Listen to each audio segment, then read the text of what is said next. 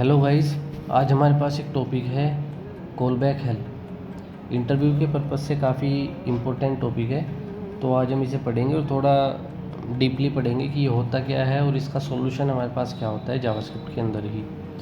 तो उससे पहले मैं आपको एक थोड़ा सा ओवरव्यू दे देता हूँ कि हमारे पास कॉल बैक फंक्शंस क्या होते हैं। तो कॉल बैक फंक्शन को आप सिंपल ये समझ सकते हैं कि किसी भी फंक्शन के अंदर आप जब कोई अनदर फंक्शन को एज एन आर्ग्यूमेंट पास करते हैं, उसी को हम कॉल बैक फंक्शंस बोलते हैं। जैसे कि यहाँ पे हमारे पास फंक्शन है मेक टी, उसके अंदर आपने ये फंक्शन पास किया है और दूसरा फंक्शन हमारे पास ये था, इसकी डेफिनेशन ये है। तो मतलब आप ये समझ सकते हैं कि मेक टी फंक्शन के अंदर आपने ये फंक्शन पास किया है, तो जब भी आप किसी एक फंक्शन के अंदर किसी दूसरे फंक्शन को पास करते हैं तो उसी को आप कॉल बैक बोलते हैं।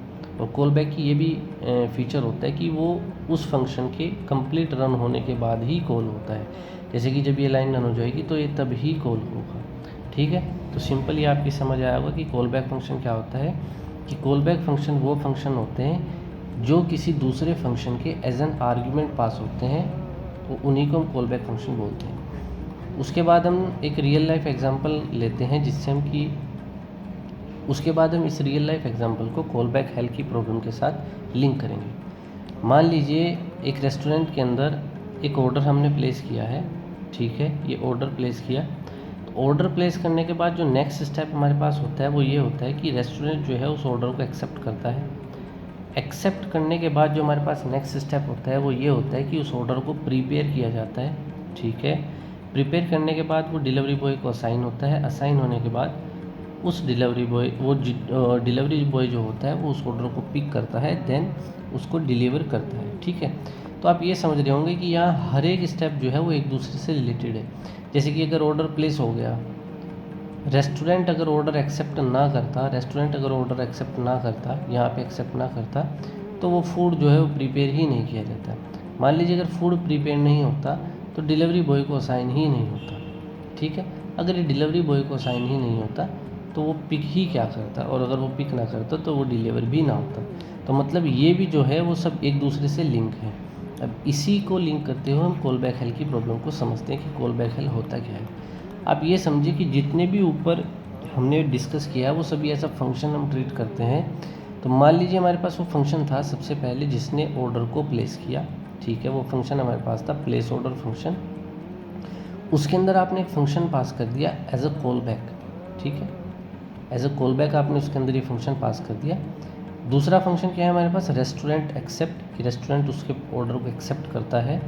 उसके बाद वो उसके फूड को प्रिपेयर करना शुरू कर देते हैं। ये सब फंक्शंस ही हैं, ये भी फंक्शन है, ये भी फंक्शन है, ये भी फंक्शन है। बट यहाँ पे कंडीशन क्या हो रही है कि एक फंक्शन के अंदर दूसरा फंक्शन आ रहा है। जैसे कि प्लेस ऑर्डर है, उसके अंदर फंक्शन आ रहा है रेस्टोरेंट एक्सेप्ट फंक्शन। उसके अंदर फंक्शन आ रहा है prepare order function, prepare food function. उसके अंदर फंक्शन आ रहा है असाइन डिलीवरी बॉय फंक्शन। ये इनकी नेस्टिंग हो रही है सभी फंक्शंस की, क्योंकि ये एक दूसरे से रिलेट कर रहे हैं और एक दूसरे पे डिपेंडेंट है। जैसे कि मैंने आपको ऊपर भी बताया कि ये जितनी भी चीज़ें हैं एक दूसरे पे डिपेंडेंट हैं। ठीक है, तो यहाँ भी जितने भी function as an argument pass हो रहे हैं मतलब कि ये सभी कॉल बैक फंक्शंस हैं। इन सभी को हम कॉल बैक फंक्शन ही बोलेंगे।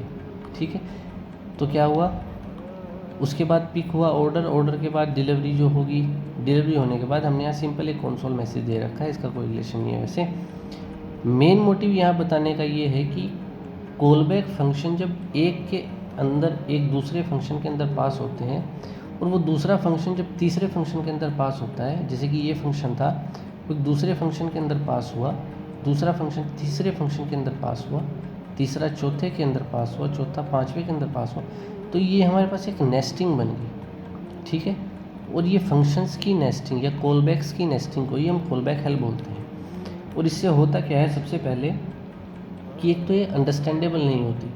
यदि इंटरव्यू में पूछा जाए कि इसकी सबसे बड़ी प्रॉब्लम क्या होती है, वो यही होती है कि अंडरस्टैंडेबल नहीं होती। मतलब ये हम इसको समझ नहीं सकते। अभी तो यहाँ पे 5 फंक्शन है, मान लें यहाँ पे 100 फंक्शन हुए एक साथ में, तो हम इनको समझ नहीं पाएंगे कि कब कौन सा कॉल हो रहा है और किसका क्या रिजल्ट आ रहा है। अभी तो सिंपल आपने यहाँ रिटर्न सिंपल एक लाइन का कर रहे हो, अगर यहाँ पे कोई कैलकुलेशन हो हर फंक्शन के अंदर तो हम समझ नहीं पाएंगे कि किस फंक्शन के अंदर से क्या कैलकुलेशन हो रही है। तो इसी को हम कॉलबैक हेल्प बोलते हैं। और यही हमारे पास प्रॉब्लम होती है कि कॉलबैक्स जो है एक दूसरे फंक्शन के अंदर पास होते हैं और पास होने पर उनकी नेस्टिंग हो जाती है, जिससे कि हम उनको समझ नहीं पाते। इसी को फिक्स करने के लिए हमारे पास एक, उससे पहले मैं बता दूं कि ये पिरामिड ऑफ डोम्बीजे को बोला जाता है कि हमारे पास एक पिरामिडिक स्ट्रक्चर बन जाती है कोलबैक हेल के थ्रू, तो इसी को पिरामिड ऑफ डोम्बी हम बोलते हैं। इसके सॉल्यूशन के लिए हमारे पास एक कॉन्सेप्ट आया जावास्क्रिप्ट के अंदर, प्रोमिसेस का। प्रोमिसेस क्या होते हैं, सिंपल आप ये समझो कि ये हर एक फंक्शन को तो कॉल करेंगे। जैसे कि सबसे पहले फंक्शन कॉल हुआ रेस्टोरेंट एक्सेप्ट, ठीक है। उसके बाद फंक्शन कॉल होगा प्रिपेयर फूड, मतलब हमारे पास जो सीक्वेंशियल होगी वो तो सीक्वेंस तो यही होगी, लेकिन प्रोमिस क्या करता है, हर फंक्शन के प्रोमिस को होल्ड कर देता है। जैसे कि रेस्टोरेंट एक्सेप्ट करेगा, जब ये एक्सेप्ट कर लेगा तभी फूड प्रिपेयर होना शुरू होगा, ठीक है। फ्यूचर के रिजल्ट को, ये रिजल्ट को एक्सेप्ट कर लेता है, मतलब कि प्रोमिस को होल्ड कर लेता है। जैसे ही फूड प्रिपेयर हो जाएगा उसके बाद ये फंक्शन चलेगा असाइन डिलीवरी बॉय। जैसे ही वो डिलीवरी बॉय को असाइन होगा तब ये पिकअप ऑर्डर चलेगा, जैसे ही ये होगा उसके बाद डिलीवरी ऑर्डर होगी, ठीक है। तो मतलब इसको ऊपर की प्रॉब्लम को हमने सोल्व करने के लिए, उस नेस्टिंग की प्रॉब्लम को सोल्व करने के लिए हमने प्रोमिस का कॉन्सेप्ट यूज़ किया। अब अगर आपको इससे भी सिंपल हमें पढ़ना हो या अंडरस्टैंडेबल करना हो, ये भी समझ ना आ रहा हो, तो इसी को इन्हेंस करके जावास्क्रिप्ट में कॉन्सेप्ट आया असिंक एंड अवेट का। असिंक एंड अवेट सिंपल, आप सिंपल बोल सकते हैं कि असिंक एंड अवेट जो है वो एक इन्हेंस वर्जन है प्रोमिस का। अगर आपकी प्रोमिस समझ नहीं आ रहा है तो आप सिंपल असिंक एंड अवेट को समझ सकते हैं। असिंक एंड अवेट में सब कुछ हटा दिया और सिंपल, जैसे कि आप एक सिंपल कोडिंग में फंक्शंस को कॉल करते हैं वैसे आप कॉल करेंगे। जैसे कि आपने यहाँ प्लेस ऑर्डर कॉल किया, बट उसके पहले आपने लिख दिया अवेट। अवेट का मतलब क्या होगा कि इस फंक्शन के रिज़ल्ट को होल्ड किया जाएगा, और होल्ड करने पर अगले फंक्शन पे तभी मूव किया जाएगा जब इसका रिज़ल्ट आ जाएगा। उसके बाद इस पे मूव किया जाएगा, उसके बाद इसके मूव, वही सीक्वेंस हमारे पास रहेगा। बट हमने इतने बड़े कॉल बैक हेल की प्रॉब्लम को सोल्व करके, इतने बड़े कॉल बैक हेल की प्रॉब्लम को सोल्व करते हुए, और हम इसे इतनी छोटी सी अंडरस्टैंडेबल में ले आए, ठीक है। तो इसी को हम बोलते हैं कॉल बैक हेल। और कॉल बैक हेल हमारे पास एक ऐसी प्रॉब्लम है जिसको हम फिक्स करते हैं promises and async and await की हेल्प से। वो हमारे कोडिंग बिहेवियर पे भी डिपेंड करती है और हमारे स्ट्रक्चर पे डिपेंड करती है कि हमें क्या यूज़ करना है। तो वीडियो थोड़ी लंबी हो गई है, so that's all from my side. अगर आपको अच्छी लगी तो आप कमेंट कर सकते हैं। Thank you.